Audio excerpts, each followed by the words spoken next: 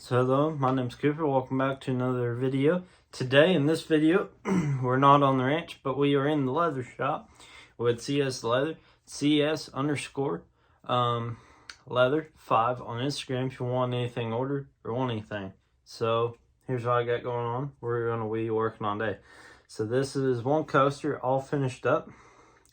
I still have to punch the holes and do the edges. I don't know how much of this we're going to film if we're going to work on this one, but in this video I'm going to try to get these two that I've got finished with to that stage, so then we can do all that other stuff. So that's what the video is about, just getting some stuff done. So if you want to learn about ranching, stay tuned to next week for another video, but today we're in the leather shop. Alright, so these are the ingredients I use. This is just some Neesfeld oil,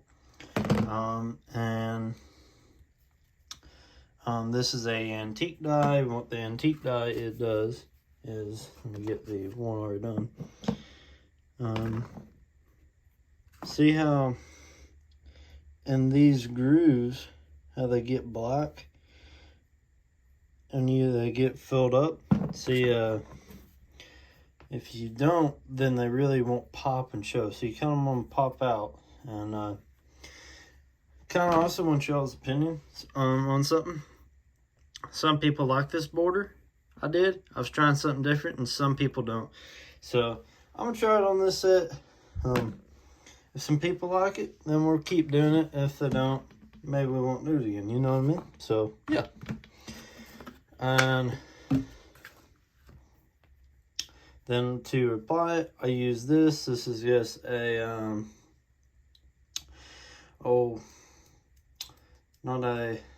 it's type of wool. It's like sheepskin. I think it's sheepskin or sheep wool. It's this yellow color normally.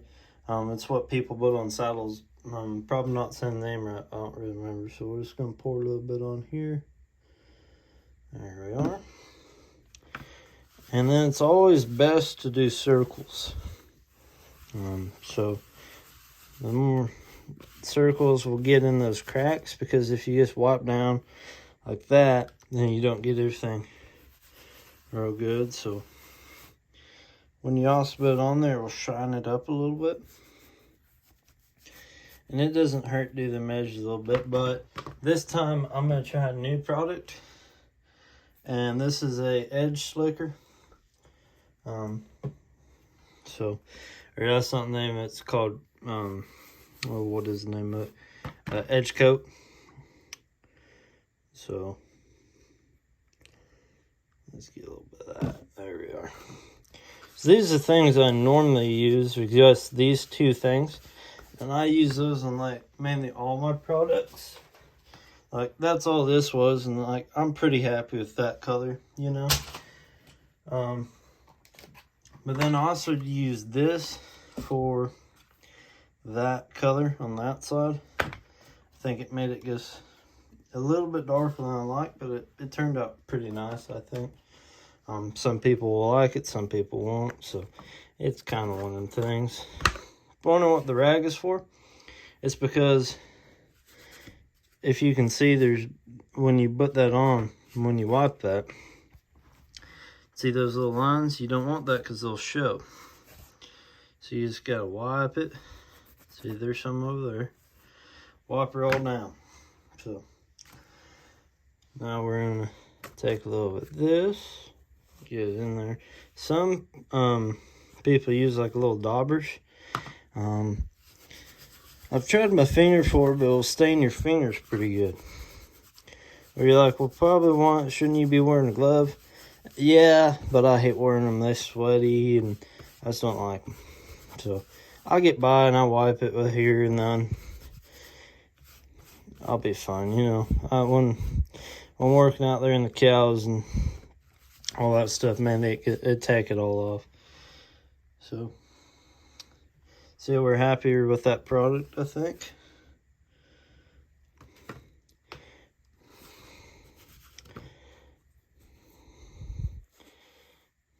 Sometimes to really just get those little spots, you might just want to really use your finger or a little Q-tip or something, I think. So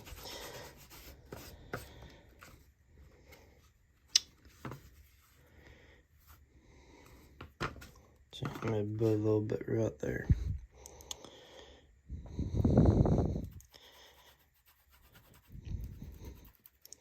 Another thing I found is if you take this when you have to use your finger, it'll kind of smooth it out and then get those in some more of those cracks that you might not even notice before. Hopefully y'all can see this on the camera pretty good.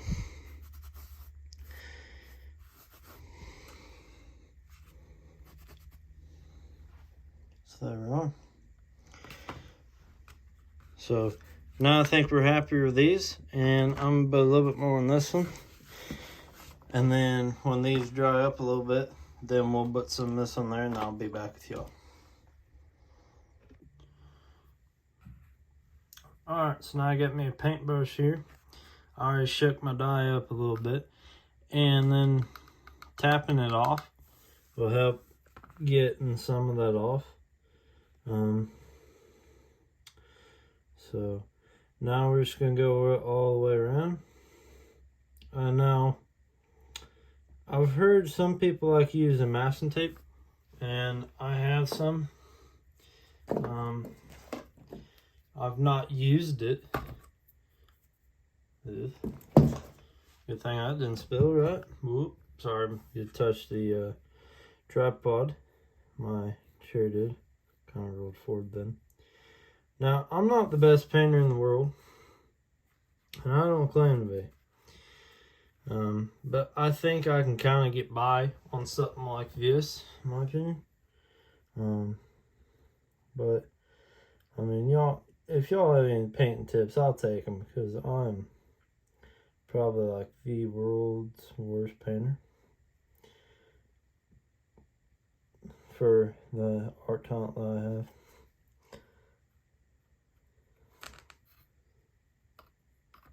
Dab that off, tap it off again. Let's try to, okay.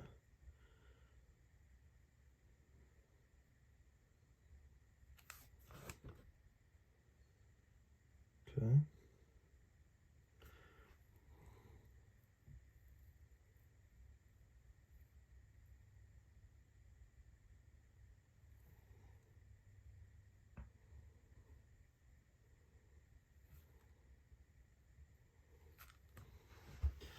I'm gonna let that dye sink in a minute.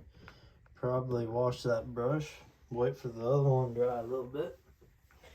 I think I'm gonna put a little bit more on it. See how it's not dark as the others. So that means I probably need to put a little bit more of this antique on it. This is a new one I have. The other one's down there in the ground.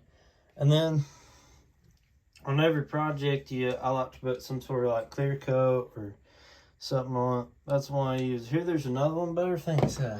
Clear Clack, not Clear Clack. Clear Clack. I'm not even sure that's the thing. Can't remember the name of it. But see how they look pretty darn similar.